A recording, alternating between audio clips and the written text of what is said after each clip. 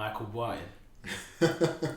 It's so crazy the fact that like we're actually sitting here with you. I just want to start off just saying thank you for being here. Thank you for obviously availing your time and obviously being able to have this conversation. It means a lot because how long has it been? Bro, we haven't sat down with you for like, what, 2 years? We catch each other on the go, but you know, it's that hustle and bustle. That's it. That's it. No, honestly, thanks for having me, man. I appreciate it. Yeah.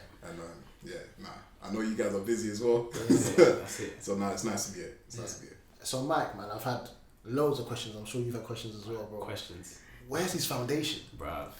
Where did you start? Did you start in Ghana? Did you start in London? Did you start in Manchester, bro? Like, let's knock that question out. Yeah. Where did your beginning start, man? Like, where did it all begin? So I was born in South London. So I was born in Lewisham Hospital. I was probably stayed in South till I was about 7. And then from there, obviously, growing up, my dad was a pastor. So we moved about a little bit. So from there, he got transferred to a church in Manchester. So we initially moved to Manchester when I was in like year 2. And I finished primary school there. So I stayed from Manchester from year 2 to year 6. And then from there, he got transferred again. Obviously, you guys are pastors' kids as well, so you know what it's like. Explaining it is just difficult at times. Yeah, it's hard, but you know, yeah. So we got transferred again back to London. So I then started year 7 in North. So when we came back to London, I never actually went back to South. He got moved to North London. So I was based in Enfield at the time, and from there it was like year 7 till year 7 till year 11. I finished high school all in North London, and then after that, my dad got transferred again. But this time they moved him way out here. He got transferred to Ireland. So when he went to Ireland, obviously it was around GCSE time, so they didn't really want me to move around that time, mess up my school education. So I stayed, and I ended up going to Sheffield to go live with my brothers. So I ended up in Sheffield for a little bit. Obviously, there was a little story, but in that as well. And then I ended up going back to Manchester, but that was for work, and then I just kind of stayed there. So I got an important question. Like, obviously, we get this a lot of the time. What ends are you claiming when someone says where are you from? What is the short answer? The long and short is I'm from London. If you're asking me what ends I'm from, I'll probably say North. Yeah. Cool. North on his heart. Yeah, North on his heart. North is home. Yeah. Not for us. One thing I wanted to touch on as well, obviously, you coming into the limelight. A lot was spoke about your career in football. Obviously, we know what you were on when it came to football, but a lot of people thought you were that guy, you know, who maybe got one trial and then broke his leg, you know, who didn't really proceed. But obviously, we just wanted you to expand on that. How was your football career growing up as well? And is that something that you stayed in for long? Is that something that you wanted to do? Now, growing up, obviously, football was always the ambition for me. Like many boys in London, like many boys in England. And I was always trying to push. Unfortunately for me, it was getting to that age. Where time's ticking. Everybody's looking at you like, well, what are you doing? You're still kicking ball. Luckily for me, I had an opportunity quite late on in Sheffield when I moved there. I missed the whole scholarship phase, but luckily they kind of wanted to take me on as a third year scholar. So I joined Sheffield United, who took me on at the time, and yeah, it was I was there for like 2 years. It was a nice experience. I won't lie to you and say I got injured, I done my knee ligament, nothing like that. I'll probably just say around the time I wasn't good enough, and then the football kind of just fizzled out a little bit from there. What team do you support? I'm an Arsenal fan. I'm a Gunner. I'm never gonna forget them times when they were screaming Shamak, making too much noise about that guy. But let's leave that. Let's put that to bed for now. I kind of want to touch on the next topic just pretty quickly.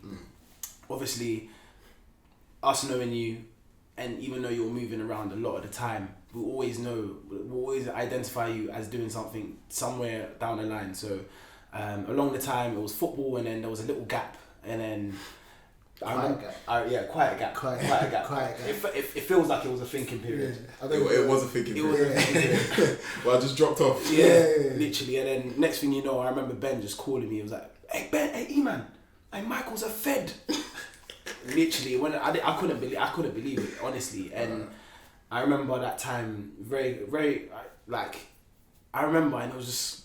Michael's a Fed, and so many things. You're laughing at one, and then you're thinking, "What's he doing?" And there was just so much going on.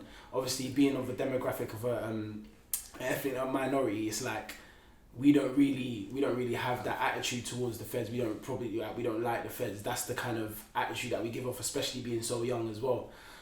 So what was your mindset towards joining the Greater Manchester Police? What was going through your head? And yeah, just let us enlighten us. Yeah, so for me, it all kind of started after the whole football thing. I started realising that was kind of fizzling out, and I needed to do something. And for me, I've always been someone who I feel like if I'm gonna do something, my whole heart is gonna go into it. I'm gonna put everything in, and it needs to be something that I also feel can be impactful as well, not just to myself but to others. So I was there was a year where I was just contemplating life, trying to figure out what to do, and then I kind of thought, if not football, what's the one thing that I could see myself doing that I genuinely feel like could have an impact and I could actually do it? Because I don't just want to get into anything and know that I'm not good at it. And I was just thinking, the police is something that I could see myself doing. I could see myself in the uniform. I could see myself also using it as a platform to kind of help people. And for me, it was it almost turned into a no-brainer. Obviously, from my upbringing and where I've come from as well, it's a bit techie, because I've got a lot of friends. Obviously, I grew up with them same friends as well. We've had little run-ins with the police as well. So there was a lot to think about. Family as well, how they would react. My mum as well, obviously her generation, it was a bit different to ours, whereby they got it a little bit worse coming from obviously the black community, the police as well. I had to think about it very hard, but eventually it was one of them ones where it's something that I knew I wanted to do, so I just got into it. Did it affect a lot of your relationships? Did people switch up on you? Did people see you in a different light? How did it affect your relationships going forward? Did people keep it real and stay down, or how did your world flip upside down? I'm not gonna lie, it was difficult at first, because obviously, my friends, close friends as well, because my circle's not that big. Everybody's questioning me like, why are you doing it? Obviously, to everybody, it's like the police. There's this stigma around the police in the black community, especially my mum, obviously my dad, even my brothers. Everybody's just like, are you sure this is what you want to do?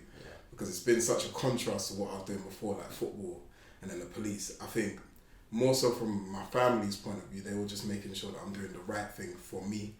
From my friends' point of view as well, they're kind of like, are you sure like you want to do it? And it was kind of like having to explain my reasoning to them. I think some people also did switch up on me in the sense that they kind of like thought I was betraying them almost a little bit, but for me, like, if you're my real friend and you're riding for me and you understand my thoughts and my reasonings, then you kind of stick with me. So in that sense, the kind of people who drifted away, I was never really too bothered. It's the people that stayed with me and understood why I was doing it. You're someone from young, like, you've never cared about what anyone thinks. He hasn't given a damn, has he? Never. And it's like, obviously, back in the day when you care about what everyone thinks and you're doing everything for status, it's like, if Michael's a Fed, like, we're laughing, like, well, this guy's a Fed. Do you know what I mean? I was taken aback at first as well. Do you know what I mean? We had to go into thinking mode as well. Do you know what I mean? And when the pictures came out, Ben showed me the pictures. That's when it was more of just like we were just laughing, like. But again, we stood to the point that Michael he's always that person who never cares about what anyone thinks. Did you have a specific objective? Were you going in there to bring change? Did you want to maybe change the view of ethnic minorities about the police force? What was your goal? I mean, my main goal was, when you look at the police, you just think instantly, especially if you're a young black man, you think racism. You think there's no black people there. So for me, I kind of took it and looked at it and I thought, well, how do we change that? One thing that I realised is that if you don't go into it, how's it ever going to change? Because the police force is meant to be a representation of the public, and if there's no black people in it, it's not a representation of the public, because there's black people in the community. And I just thought, if I could be someone who could go in and actively try and make that change, and show people that black people can be in the police force, and also not just be in there but flourish as well, then maybe me being there will be an example to other young black boys as well, that maybe it's not so much of a bad thing. And it can be done, especially for me personally, whereby I've had run-ins with the police in the past, but it's not necessarily all been negative. There have been instances where I've seen them actually genuinely help me and help people around me. So I thought, if I could also go into that environment and do the same thing, then why not? And it could potentially even start something, a difference maybe. So I think it was in another hood where there was one clip of a black policeman, and I feel like that gave me a little element of what you're talking about. Just that safe person you can go to, you can have a conversation with, etc. So because let's face it, if you had an issue and you saw a black police officer, as a young black man, come up to you, you instantly feel a bit more comfortable. Me personally, I would definitely feel a bit more comfortable if I saw someone who I feel like I can relate to instantly. And for me, that's what I wanted to give off, and that was pretty much why I joined. And also as well, not just to see a black man in there, but to see a black man flourish. I'm someone that's always been ambitious, so I was never going to go in just to make up the numbers. I was always going to go in and try and progress, try and get to the top. That was my mindset, and hopefully my journey in that could also not just bless other people, but be an example to other people as well.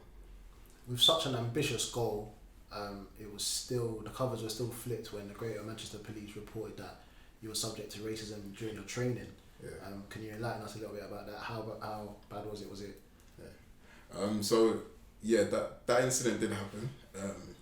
I was I wouldn't say racially abused, but there was an incident that happened, and basically what had happened was it was during my training phase, so it was basically a training environment, and it was in a class of like 24 people, and the training, I think the training setup was, we were doing it was like a false scenario.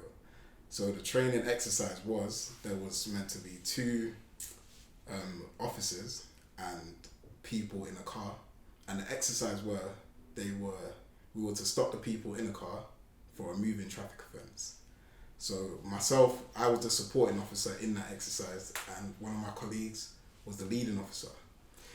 And basically during that exercise, the leading officer was kind of struggling a little bit, and me being me, even if it's a training exercise, I couldn't really kind of just sit back and let the whole exercise go to waste. So I took control. I decided to be the lead officer, and in that, I think my colleague who was in the car, who was supposed to be the alleged offender, we were having a bit of a back and forth during the exercise. I think it got maybe a bit too intense on his side. He might have been taking it a bit too seriously, and then out of nowhere, he called me a gorilla. So when that happened, the whole class went silent. Everybody acknowledged what had happened. There's also 4 trainers in the room as well, so they obviously realised what's happened. And at that point, I was pretty much expecting, okay, it's an exercise, what are you kind of doing? I looked at the trainers for clarification, like, you heard him say that, what are you going to do about it? They kind of just brushed it off and were like, let's continue. So the exercise continued. Obviously on my part, it's not just bad, but it's awkward as well, because everybody's heard it. We're all there's an awkward silence, and everybody's just like, what do we do next? So the exercise continued. I took my seat after, and it was the first moment where I genuinely thought about, like, this just happened. I don't even really get racially abused outside the police force. It's never really happened. So now that I'm sat here in the police, I've overcome all of these hurdles, all these barriers, all the people telling me not to join, and another police officer, a colleague, has gone and called me a gorilla. Didn't make sense. So even with that situation, directly after the class had ended, I think the tutors, or the tutors, basically, they took my colleague out. I don't know what they spoke about, but they took him out. And once they took him out, obviously other class members, they come up to me and they were like, are you okay? Obviously, so everybody's acknowledged what's happened, basically. They were coming up to me like, are you okay? Like, do you want to speak about it? I was like, no, it's not that bad. So initially, I'll be honest, I wasn't really going to do anything about it. I walked out of the class, and as I was walking, the guy who called me a gorilla, he ran up to me, and obviously he was like, I just wanted to clarify, obviously I didn't mean it that way. It was just that it was intense, heat of the moment thing. So that's actually what angered me, the fact that in a heat of the moment, false scenario, that's when you're true. Kind of show. your true colours show and you're coming up with that kind of... So I just didn't get his explanation. So that annoyed me to the point where I went up to the tutor unit where they are, and I basically confronted the tutors, and I was like, you've heard what's happened, why are you not doing anything about it? When I went up there, it wasn't even a topic of discussion. It was as if it hadn't even happened. Wow. So that even frustrated me even more, to the point where I'm thinking, I've not even done anything about it, but because I've not done anything about it, you as a tutor, your duty of care is to obviously understand every kind of scenario and do something, but they've not chosen to act on it. So the whole thing just bothered me, and I was a bit confused. So off the back of that, I went and spoke to the chair of BAPA, which is the Black and Asian Police Association, and he was fuming, he was angry, and he was basically like, he has a duty of care to basically report it. So I said, well, if that's the case, I'll report it, because obviously something happened to me.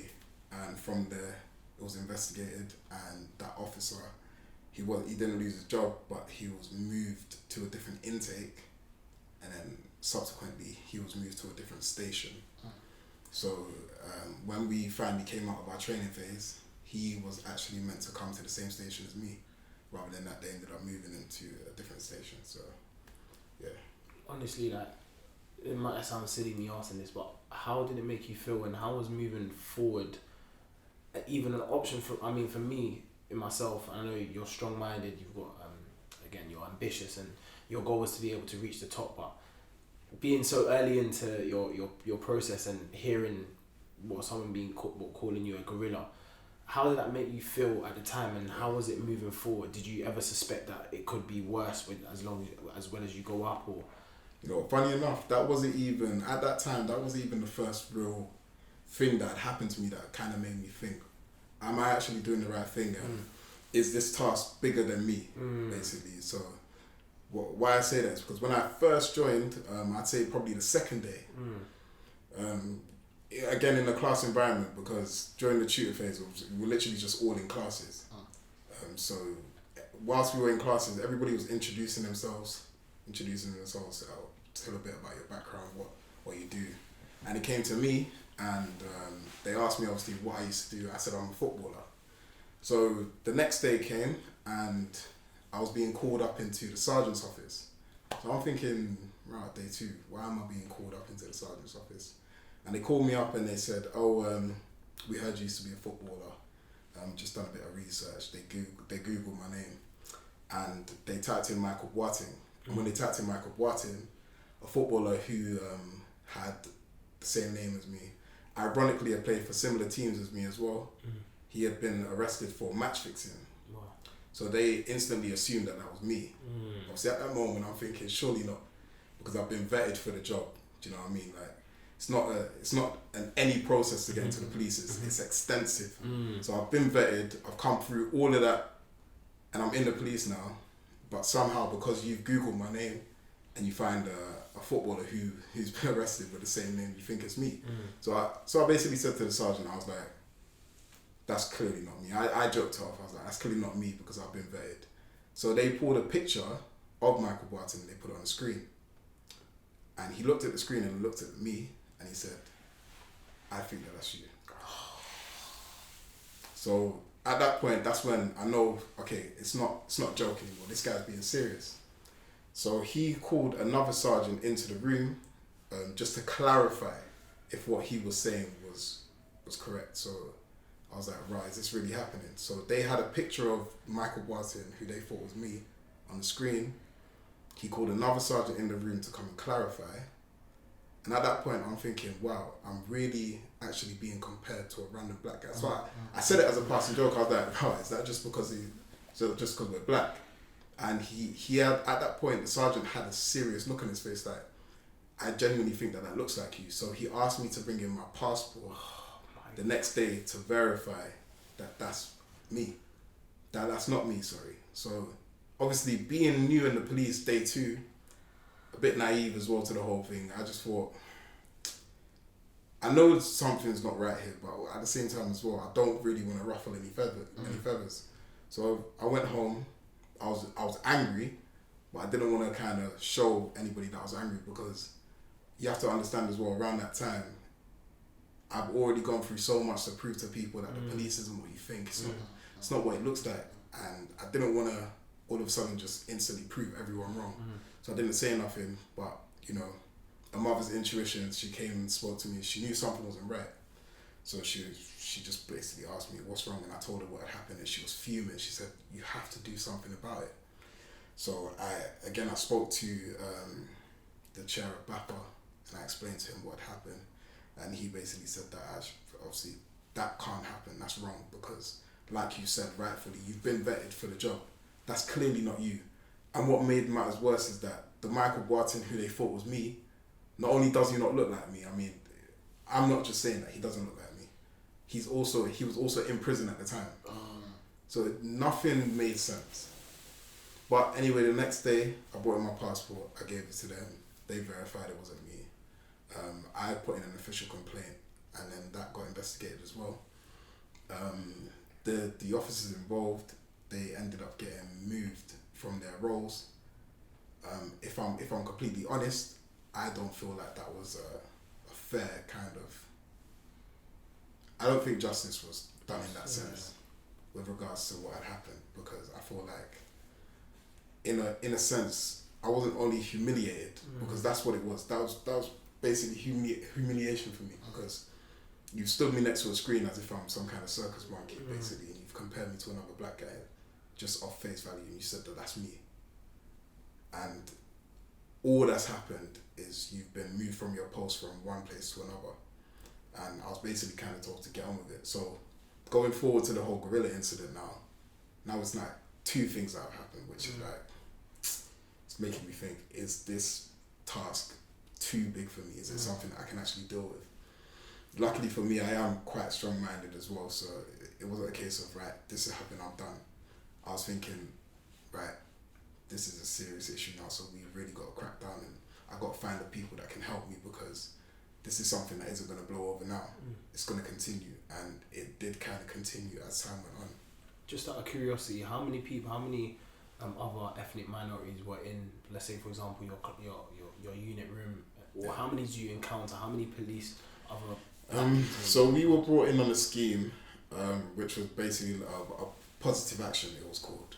So the whole purpose of me joining and other ethnic minorities joining was because they had realised that there was an underrepresentation of ethnic minorities in the police. Okay. So they brought us in basically to make up numbers, especially seeing as a lot of ethnic minorities from the older generation were all retiring as well. Okay. So in my class, we were actually very well represented. There was myself, there was a few other Asian, black BAME officers. And I think across the intake as well, there was quite a wide range of ethnic minorities. When we joined, obviously, then when you go into the division, you realise, okay, there's not so many of us. I think when I joined, I was probably about, in my intake, there was 3 black boys out of 103. And when I went to division, it was 3. Myself, one boy that came with me from training, and his dad retired, so that was 2. And then he then left to another station, so then it was just me. And forgive me, and another black man that was working in a office next door as well, so it was probably about 2. But I realised as time went on, the more stations I go to in a working day, it was probably just myself, an odd chance I might bump into another black officer once a month. Then it's just that you see another guy. So you kind of like, you notice when there's another black officer in the building or in the force. I'm obviously assuming that not all your encounters were negative, but I mean on the whole, what was your experience like? I mean on a day-to-day with your other supporting officers and your real life situations when you were actually on the job, and were there any other experiences that kind of punched you in your stomach or was like, wow, like something needs to be changed or I need to get out? Or... doing the actual role itself was good. Like doing the role, I enjoyed it a lot, and I felt like I was good at the job as well. The issue that I had is because of all the stuff that had happened during training, i.e. the gorilla incident and obviously the training incident with the whole Michael Boateng thing, it was then very hard for me to continue because there was instantly a stigma on me as soon as I came into the actual working environment. So what had happened was people had somehow flipped the situation and made me out to seem like a troublemaker. So rather than the issue being I was racially abused during training, it became there was this incident with a black guy, Michael Boateng, and he got X, Y, and Z moved. So now everybody needs to be careful of him when he comes in.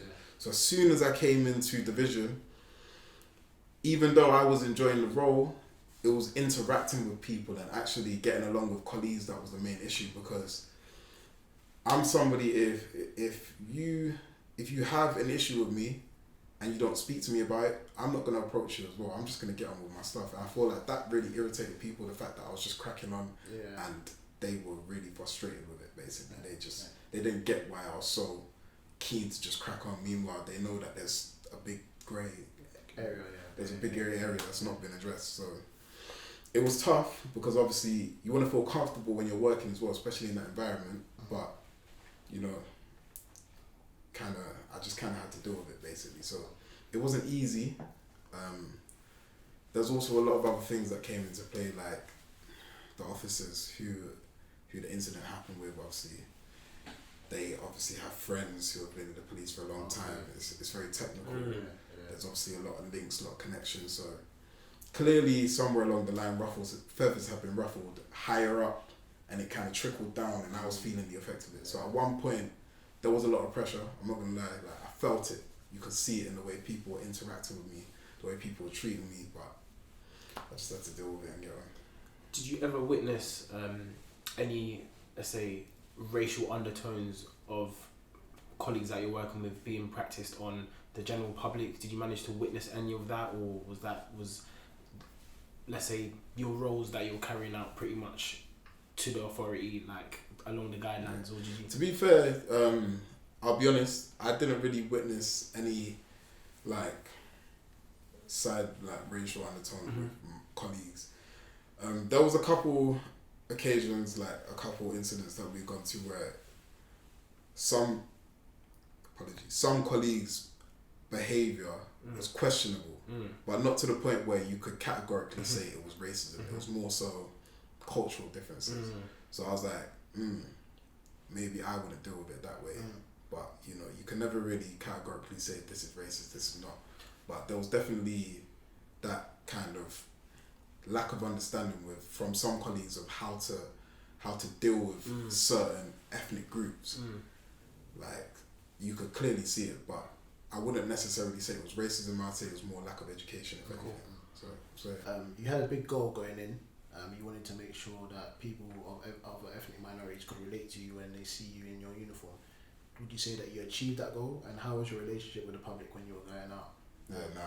I would say that for the time that I was in, I made strides to achieving that goal. I think it was nice and it was refreshing, especially when the youths, like the young black youths, saw me in uniform. Like you get people taking pictures of me, like people coming up to me like, oh my god, I never thought I'd see the day a black officer, he got waves in his head. You know? Like it was nice to see, and even that alone, I like to think that one interaction out of maybe 10 might have potentially helped somebody to change their mindset about the police and, you know, how they feel about joining and how they feel about interacting and stuff. So. Why did you leave? I mean, what was the definitive factor? Had you had enough, or what was it that made you up and out? I'd say I left because obviously, another opportunity arose, but ultimately, if I'm completely honest, it was coming to a point where I was seriously having to contemplate: is this task too big for me? Like, can I do this alone? It did feel like at one point I was alone.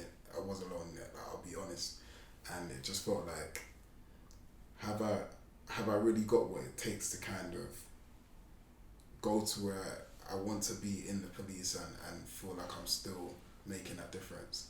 I had to think about it, and that's obviously that came into play with everything else that I just chose to do after that. Cool. Just to lighten up the mood. Love Island. Love Island. Wait, hold on, Ben. He actually went on Love Island. You see that picture? Bro, I can't lie, bro. just to actually see you on the screen, like at home. Imagine everyone's screaming, Michael Boateng is on Love Island, and it was so crazy because I remember on your Instagram, you put that you're going away for good or something like that. Yeah, the suitcases with the suit. Nah, I didn't say going away for good. He didn't say going away for good. I just said I'm going away. Oh, he said he's going away. Alright, cool. He said you're going away, and I was thinking, I know it was like the 1st of January. It just flipped over to the new year, 2020, and he said he's going away. Those times Iraq had kind of come up, so I thought, Michael's just gonna make the transition from the police to the army, and he's gonna go and do his thing, sort of thing. And I don't know, all in confusion. I was just like, Michael, just take care of yourself, sort of thing. And next thing you know, Ben, he's got the picture. It was that picture. Michael Boateng's on Love Island. We're all screaming for you at home, and it's so crazy because we obviously know Andrew has been doing these films for a long while. Samuel, known for being on The Apprentice as well and doing all his other business acumens, and then Michael, like we always knew that you guys were a family who shine regardless, you know what I mean, whether it be TV, acting, whatever it be, and Love Island. It made so much sense to see you on TV, but every night, do you know what I mean? It's interesting. I wanted to find out how the application process was, you know, because you got brothers. It's funny because as soon as you went on, I had a couple friends who actually suit the role. They're asking me, should I go on Love Island? And I'm like, they want their tips. Yeah. They wanted the tips. Now, sorry, I'm a little parched. Yeah. I'm parched.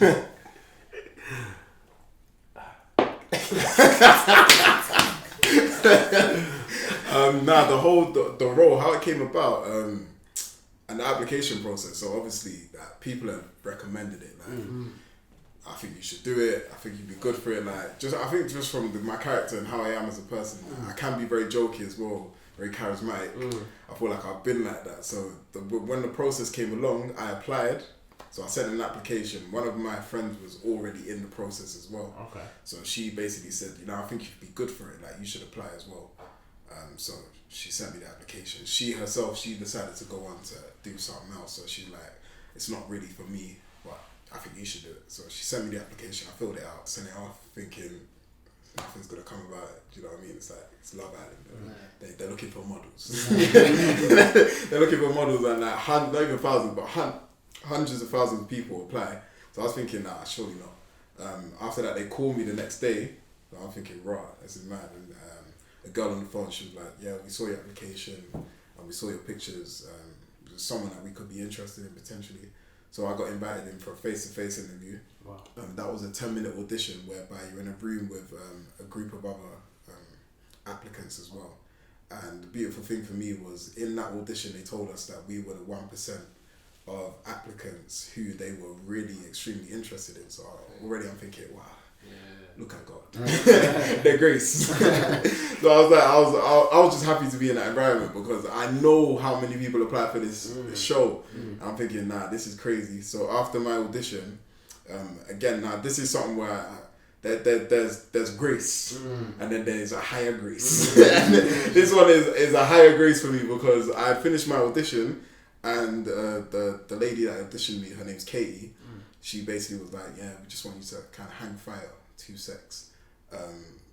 Potentially the executive producers are right next door. They might want to speak to you as well. And obviously the normal process is that you do your 10 minute, you go home and you wait 2 weeks to find out if you get casted back for that kind of thing. So after my 10-minute audition, I went into another room. I spoke to casting directors. They were obviously vibing off me. We were like having a nice conversation, and they were like, yeah, so, funny enough, the execs are right next door as well. Do you want to go speak to them? So I went in and spoke to the execs, and I had my final audition basically all in one day. Wow. So I went from having the phone call to coming in, doing the 10-minute audition, thinking, right, I'm just going to do a 10-minute and I'll never see them again, to doing the whole process in one day pretty much. And yeah,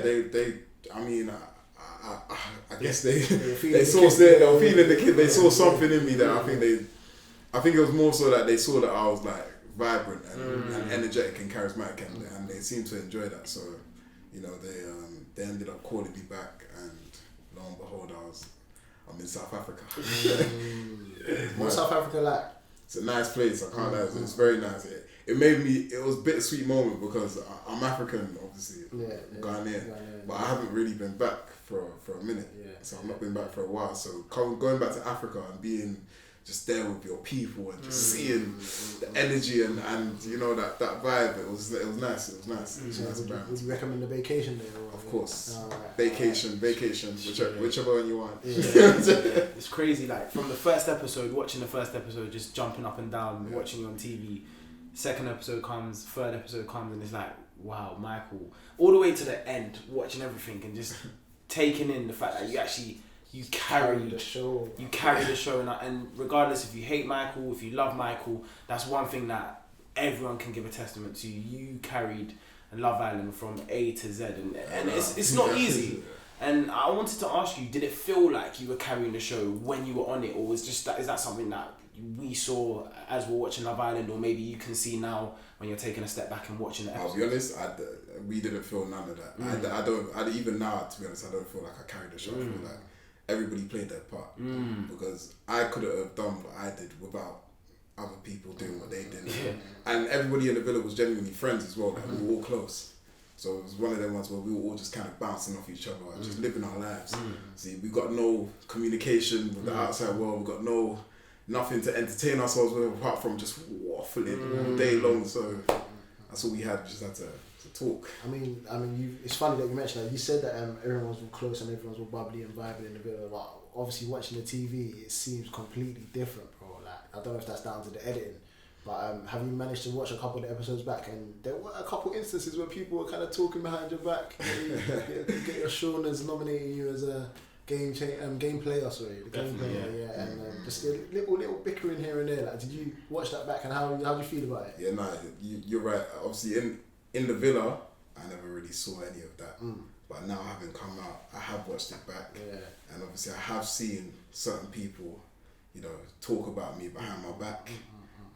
You mentioned Shaughna.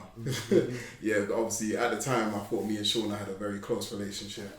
Obviously now having watched back, I have seen there were instances where her herself, she was, talking about me behind my back, and then coming up to me another minute and being nicey. There was a few other people as well who also decided to talk about me behind my back as well.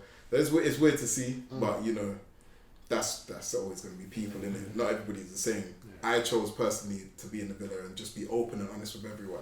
And I feel like that was seen. That you couldn't really edit that because throughout my whole entire time, I said exactly what I was thinking to everybody, and you knew what you were going to get. You knew, regardless if you thought it was rash or whatever, I was just going to tell you as it is. So. Just to backtrack a little bit, obviously when you went into the villa, give it 2, 3, 4 days. From the outside world, headlines were made. Mike has a lack of respect for women. And is unfaithful. Love Island fans call Mike cringe. Love Island Mike is playing games. Muggy Mike. He's slimy. Snaky as well. I feel like these headlines came from, well, obviously that Sophie situation. It was the Sophie situation, and it's mad because it's. I'm surprised the Sophie thing was ever even a situation. Bro, if I'm completely honest, it was never a situation. It was never a thing. And it was one of them ones where I won't even lie to after so obviously everybody knows it's no secret about what happened between me and Leanne. After the Leanne situation, obviously having watched it back now, they made it seem, or production or the powers that be would make it seem like I moved straight on to Jess, which wasn't actually the case. The next day I actually didn't speak to anybody. I was in the gym. You could. That's what, if you needed to see Mike, you could catch Mike in the gym most of the day, just getting rid of the stress. And after that day, on the second day, I was still a bit hesitant to really speak to people. Obviously, the powers that be, came and spoke to me, and they wanted me to kind of move on and progress my story in the villa. So I told obviously the powers that be that if I was to move on with anybody, it would be just simply because. If I could look at anybody in the villa at that time and it would progress into something potentially, it would have to be her because me and her get on the most. So obviously me and Jess kind of started speaking, it was progressing slowly, and they then asked me, who else would you potentially have something with that you think could go further. So where now the Sophie's name came into it was, they obviously, when the question had been raised to me, I said, all right, cool. If not Jess, going back to the very beginning when I first walked in the villa, if not for Leanne stepping forward, if I had a choice to pick between anybody else of face value at the time, because that's all I can go off, it would have been Sophie. And as soon as I dropped that name, that's when it became a thing. So for me, it was never a thing. And what shocks me the most is everybody in the villa knew it was never a thing. But somehow, some way, it became a narrative of Mike and Sophie. Like that happened. That's why I think it was the news challenge when I saw one of the headlines was Mike something 4 girls, and I was like, we were all just baffled, we were thinking, who's? I know there was Leanne, I know there was Jess, I know there's Priscilla. I'm thinking, who's the 4th one? And then obviously it became known after that challenge that the 4th one was Sophie. My mind was blown. I was shocked. But watching that at home, I didn't think you were making it to Catch Up. Honestly, Michael, it was intensive, man. It was just like boom, boom, boom, and like when you, and it was, and excuse me. Obviously, the going over to Jess as well was just full throttle. And obviously from you're giving Lukem a hard time. Definitely, and from a mindset of the fact that. Probably what I would be thinking as well, anyone smart, I need to couple up before it gets to the time where it's like they need to vote someone out. So it just literally felt like you were just trying to find someone, so it exempts you from that awkward moment. I can honestly safely say, and I think I can definitely now safely say, it wasn't me playing any type of game moving to Jess. It was simply the case of, I need to now do something that makes sense. Me and Jess get on, it makes sense. There's an attraction there as well because she had already stolen me. So and when she came in as well in the villa, I made no secret. I thought that Jess was attractive. Leanne confronted me about that as well. Again, open and honest from the get-go. I told Leanne when she asked me, did you say Jess is pretty? I said, yeah, I think Jess is pretty. So there was never no attraction, it was always there. And when obviously the opportunity presented itself, I said, why not explore it? That's what we're here for. We're in Love Island. We're here to try and potentially find love. So I'm not playing the game. I'm just doing what you'd expect anybody to do in my situation. And I feel like, obviously coming up now, edited, I have no powers over that. But they've clearly made it out to seem like I was jumping. But in reality, it was Leanne, Jess, Priscilla. You could say the same thing for other guys. Luke M, Natalia, Jess, and then Demi. Rebecca had a lot of love interest as well. You know what I mean? So I feel like with that thing, it's like, it just comes down to editing really. We have no power over how the show's edited. Unfortunately for me, it was done so in a way that it made me look active. but I wasn't really definitely moving like that. I'm just gonna touch on this point. Obviously, let's be honest, we've seen you a couple times since we've managed to have this sit down, and obviously you've been accompanied by the beautiful Priscilla. But let's be honest, she's not here right now. She's not. It's boy to boy. No, hey, you're the real. I want the real man. I just don't see how an individual can just go on a reality show and then really. I know everyone's talking about this Love Is Blind, and I'm seeing these guys 2 years later and actually married. Are they married? I don't know, but let's focus on your situation, yeah? Hey, Michael, don't lie to me. Be honest, man. Do you know what? Hey, what's your feelings towards Priscilla? Are you not actually in love? Be honest, man. I'll give you the exclusive. Exclusive. I'll give you the real. So, after me and Priscilla got dumped, we were in a holding villa, a casting villa.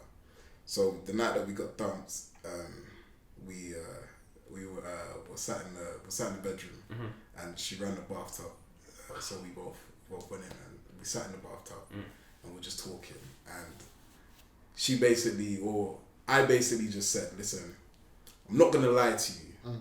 Like, you weren't part of the plan. My plan was to come into Love Island, try and find love, not get it, come out, and opportunities will come our way. So as soon as I said that, she also said the same thing. I'm not gonna lie to you. You weren't part of the plan. Now what? So it's kind of like we both said that, now what? So then she was basically like, I'm not going to lie, the time that we spent together, I've caught feelings. And I said the same thing, like, I've caught feelings as well. Do you know what I mean? Like, I asked you to be my girlfriend on national television. You know what I mean? Like, it's crazy. So you know, we were just looking at each other like, right, what the hell do we do now? So it was a case of, right, I've asked you to be my girlfriend, so you're my girlfriend now. We've got feelings. We both know that we've got feelings, but we also have to be real about it as well, because it can't just be a case of, you know, we're boyfriend and girlfriend now, the camera's on us, so we want to feel pressure to kind of try and make it something that it doesn't have to be, or it needs to be for whatever reason. We just decided there and then, right, if we're going to do this, we're going to do it properly. We're going to try the relationship, we're going to take our time, see how it goes, and, you know, progress from there. And luckily for us, by the grace of God, me and Priscilla have been going really well. We've been progressing, we've been growing, like the feelers have been growing stronger day by day, and you know, it's one of them ones where I genuinely feel like I lucked out with this one. Did you aim to find a black queen? Did you try to fulfill that narrative, or did you just literally black and white just try to go and find love? I'm not gonna, well, if I can speak honestly, for me, going into Love Island wasn't necessarily getting with a black girl, albeit it would be nice to kind of get with someone who you're comfortable with and feel like there's potential to grow, because I'm coming from an African household as well. I know Mumsy and her older mentalities are also wanting her kind of thing to come in there as well, and me to get something that's good for, or comfortable for everyone as well. But it was more so a case of me just finding someone who I feel like I vibe with. You know what I mean? I never really had that whole black kind of get a black girl. It's more just, you know, find someone who I feel like I'm comfortable with, and we can progress from there. So as nice as it would have been to kind of, you know, get a black girl or whatever, that wasn't my whole thing. It was more so just find someone that I'm comfortable with. Alright, cool. So Michael, like, my question is, what is next? I mean, you've been on Love Island. I pray you don't use that Love Island way for the rest of your life. I hope, hopefully, it turns out to be just a stepping stone into something bigger. Is there anything that we can look forward to just off the back of this interview? I've been working on a few things behind the scenes. Obviously, I don't want to give too much away. Fair enough. I don't want to give too much away, but definitely looking to take advantage of the platform that I have right now. There's a lot of things that I wanted to get into even before Love Island, and also during my time the police obviously come to an end. So it's more just a case of utilising the resources that I've got and progressing from there. Forgive me for not giving you the intro, but that's cool. Are we gonna see? Sometimes you can't talk to me. No, that's cool. That's fair enough, bro. Honestly, man, the respect is still high, man. Like, I mean, you went in, you were yourself. And like with the police thing, man, you've never been afraid to take an opportunity. There's been many times I've seen you do something and I'll be like, bro, what's he doing? No, it's not even. I couldn't do that. Yeah, I mean, like, I personally couldn't do it, but you, man, you've never given a damn. Yeah, I appreciate that. Yeah, so man, we love you, man. Honestly, just following off what Ben's saying, like, again, very few people have that mentality who just don't give a damn about what anyone thinks, and honestly, use that to your advantage, pushing all the way up. People like you're inspiring people like myself and many others at home as well. So just honestly, I'm excited to see what the future holds for you. Honestly, I'd love to catch up with you, like with Ben, in a year's time, just to see how everything's progressing, but also just to find out how the whole hype is as well. Like, obviously you're living it at the moment, but I know over some time it might get a bit, you know, strenuous. It might get a bit, you know, too much. So I'd just love to catch up with you in a year's time. And bro, honestly, thank you for sitting down with us, bro. Honestly, thanks for having me. Bro, it's been a pleasure, man. Honestly, it's been a pleasure. My guy. That's what I'm worried. Thanks for having me, man. I appreciate it. Thank you, man. Hey, come on, man. Hey, what we say? Wrap that. Let's wrap that. Done.